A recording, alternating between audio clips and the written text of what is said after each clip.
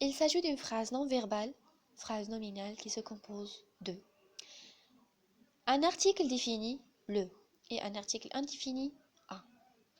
De deux noms communs, le dernier, non, jour et condamné. Ce sont les derniers, c'est la fin de la vie d'un condamné à mort. Donc, comme il est déjà, la phrase, il est déjà clair, le dernier jour d'un condamné.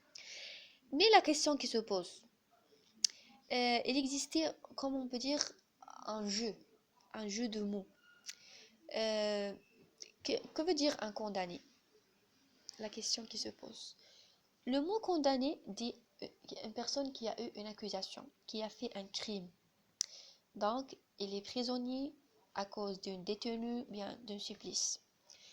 Il a eu des jugements par un juge. Il a été défendu par un avocat. Donc, plusieurs choses. Et le dernier jour d'un condamné, qui veut dire qu'il va être exécuté. Donc, guillotiné. L'emploi de l'article indéfini a pour un but de donner une dimension universelle à l'œuvre. Un, d'un. Quelque chose qui est, je ne sais pas de qui est ce condamné, de qui on parle. Donc, un condamné, mais le dernier jour. Donc, on signifie ce jour. C'est son jour dernier, c'est la fin. Donc, c'est ce que veut dire le dernier jour d'un condamné. Victor Hugo a réussi à emprisonner le condamné par les mots. C'est comme il est déjà clair.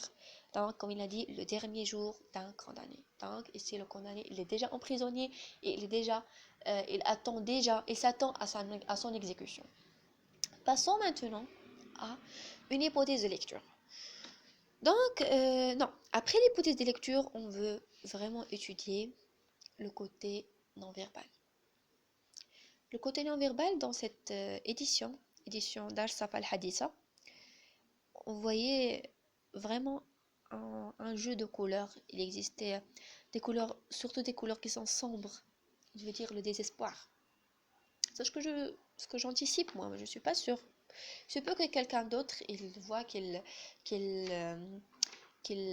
signifie, je ne sais pas qu'est-ce qu'elle peut signifier, mais pour moi, elle signifie le désespoir, avec une corde que l'on voit toujours dans les séries, dans les films, qui veulent dire le suicide, la mort, la fin, mettre fin à une vie. On voit aussi les couleurs qui sont utilisées pour bien montrer le coucher du soleil.